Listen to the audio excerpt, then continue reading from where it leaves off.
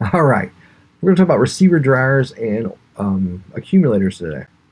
To my left, I guess it'd be your right. This right here is an accumulator. As you can see, you've got an inlet from the evaporator right there. It's basically an aluminum canister like this right here. And then the refrigerant comes in through here. There's a baffle right there. That way, any kind of liquid refrigerant just doesn't go into this little tube right here. The tube is higher than our liquid refrigerant that's right in here. We have oil down here at the bottom. There's a filter in the right there in the bend of the accumulator, and there's a really small hole behind the filter, between the filter and the pickup tube right there, which allows oil to get drawn up into the tube here for the compressor to actually bring it in and actually be able to use it to lubricate the compressor pump. Basically, there's a tube right through here, small oil fill hole right there, and then vaporized refrigerant, or vapor refrigerant, and trace amounts of oil are coming through this right here out to the compressor. Simple evaporator. That's pretty simple there.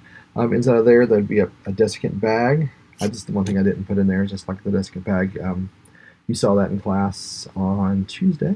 If you weren't in my class, then don't worry about it. It's just like a sock, like a small sock full of beads, and the desiccant there actually absorbs moisture from the system there. So just be aware of that. Over here we have a receiver dryer. We have an inlet and an outlet to the receiver dryer.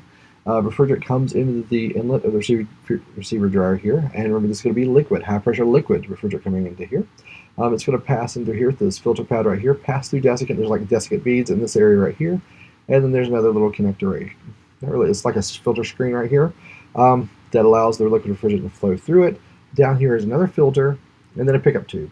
Any oil, any refrigerant that's in through here, it collects right here and actually is brought up through here and goes out the accumulator outlet there. Now, on some accumulators, on the older accumulators especially, there was a sight glass at the very top. There's a really, like a glass little lens that you could actually look down and see.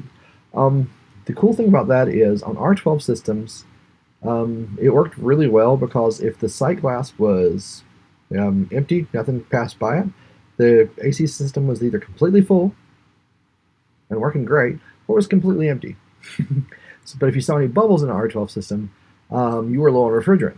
Just a really cool thing to do, pop off. They had a little cover on some of them that you actually took that off. You could see the sight glass in there. Other vehicles just had a sight glass there. They've taken away the sight glass because on R154A systems, there were always some bubbles in there. But I think that's just the way the oil flows through there and things like that. Even on fully charged systems that are cooling very well, but the sight glass there. So as the refrigerant comes in through this inlet here, it's brought down through here, through the filter pad, through the desiccant to pull off any moisture that may be in the system there, through this filter screen here, up this pickup tube, and then to the outlet there. The outlet there would go to your expansion device on that setup right here. Remember, this right here will have a TXV with the receiver dryer. The accumulator will be used with an orifice tube system. This right here is the high side of the vehicle. This right here will be on the low side of the vehicle. And remember, your vehicle will only have one, not both. Okay? Thanks. Have a great day.